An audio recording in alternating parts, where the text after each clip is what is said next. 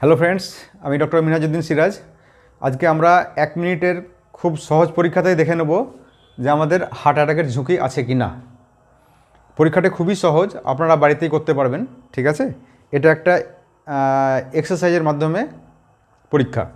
ঠিক আছে, তো আমাদের নর্মাল পালস রেট, ঠিক আছে, পালস রেট সাধারণত থাকে 72, কারো কমও থাকতে পারে, কারো বেশি থাকতে পারে। আমার যেমন থাকে 60-62 এরকম, কারো 80ও থাকতে পারে। ঠিক আছে, তো 1 মিনিট আমরা কি করব, 1 মিনিট আমার যা শক্তি বা আমার যা ক্ষমতা তার আমি 70-80% প্রয়োগ করে 1 মিনিট আমি এক্সারসাইজ করব। 1 মিনিট স্কিপিং হতে পারে, 1 মিনিট জগিং হতে পারে দাঁড়িয়ে এক জায়গায় কোথাও, ঠিক আছে, বা স্কোয়াট হতে পারে, যা হোক লাফিয়ে লাফালাফি 1 মিনিট করবো, যে কোনো একটা এক্সারসাইজ করবো 1 মিনিট।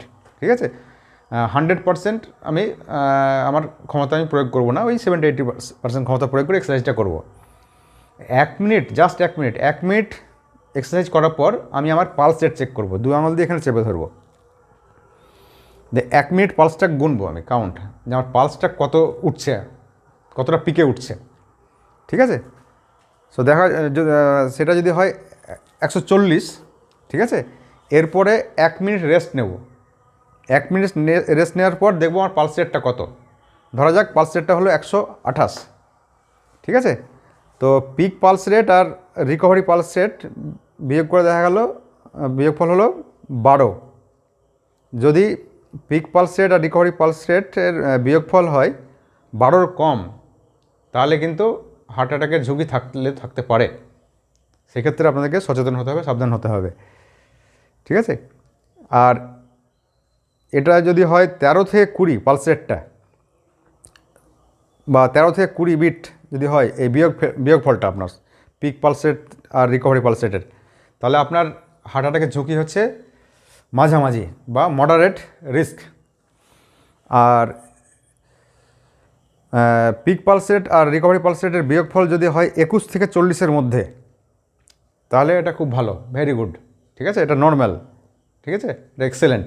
হ্যাঁ, তো এই ক্ষেত্রে আপনার বুঝতে হবে এটা আপনার হার্ট খুব ভালো রেসপন্ড করছে, মানে হার্ট খুব ভালো সাড়া দিচ্ছে বা ভালো কাজ করছে। ঠিক আছে, তো এই পালস রেট অনেকের 50-60 থাকে, অনেকের নয়, মানে বিশেষ করে অ্যাথলিটদের, যা অ্যাথলিট বা রানার, হ্যাঁ, তাদের অনেক সময় আরও 50-60ও থাকে, মানে এত ভালো ইয়ে থাকে, ভালো রিকভারি হয় আর কি। ঠিক আছে, আর আমার ক্ষেত্রে বলি, আমার সাধারণত থাকে, আমি একদিন টেস্ট করে দেখলাম যে আমার পিক পালস রেট হলো 144 আর রিকভারি পালস রেট হলো 114, 114। ঠিক আছে, তো বিয়োগফল 30, তো মোটামুটি আমার ভালোর দিকেই আছে এখনও অবধি। তো তো যাদের ফ্যামিলি হিস্ট্রিতে হার্ট ডিজিজ আছে, যাদের বংশে হার্টের অসুখ আছে, বা বাবা মা হয়তো হার্টের পেশেন্ট, বা হয়তো হার্টের অসুখে মারা গেছেন, বা দাদু দিদার বা আরও কারো হার্টের প্রবলেম আছে, তাদের ক্ষেত্রে যদি এই পালস রেট 12-র কম থাকে, রিকভারি পালস রেট, ঠিক আছে, সেক্ষেত্রে তাদেরকে অবশ্যই সাবধানতা অবলম্বন করতে হবে এবং যুক্ত ব্যবস্থা নিতে হবে, ডাক্তার দেখাতে হবে। আর 13-20-র মধ্যে থাকলেও তারও সাবধান হবেন।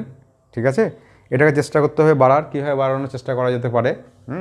যদিও ডাক্তারের তত্ত্বাবধানে থাকবেন, ডাক্তারবাবুর তত্ত্বাবধানে, তবুও চেষ্টা করবেন হেলদি লাইফস্টাইল মেনটেন করতে, যাতে হার্ট ভালো থাকে। হার্ট ভালো রাখার জন্য হেলদি লাইফস্টাইল মেনটেন বলতে প্রথমেই আপনাকে স্বাস্থ্যকর খাবার খেতে হবে, সবজি, শর্করা কমিয়ে সবজির দিকে ঝোঁক দিতে হবে বেশি করে। ঠিক আছে, গুড ফ্যাট খেতে হবে, ঠিক আছে, ব্যাড ফ্যাট বাদ দিতে হবে। তারপরে আপনার লং রানে যেতে হবে, রানে নয়, লং ওয়াকিং, হাঁটলেই যথেষ্ট। আপনি সকালবেলায় ডেলি হয়তো 1 ঘন্টা হাঁটলেন, এক্ষেত্রে খুবই ভালো হয় হার্টের জন্য। প্লাস আপনার স্লিপ প্যাটার্ন ঠিক করতে হবে, রেগুলার 7-8 ঘন্টা ঘুমোতে হবে, তাহলে দেখবেন আপনার হার্ট খুব ভালো রেসপন্ড করবে।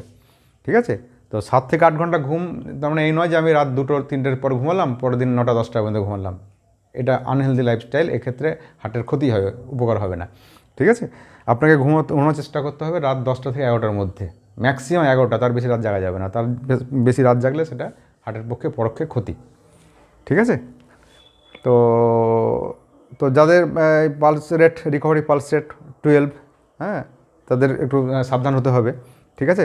তো আপনারা এভাবে চেক করুন যে পিক পালস রেট কত উঠছে, তারপরে আবার 1 মিনিট রেস্ট নিয়ে দেখবেন রিকভারি কত উঠছে। আপনি এটা বাড়িতে বসেই চেক করতে পারবেন। তো ফ্রেন্ডস, আজকে এই অবধি। আর পরিশেষে সবাইকে ধন্যবাদ ভিডিওটি দেখার জন্য।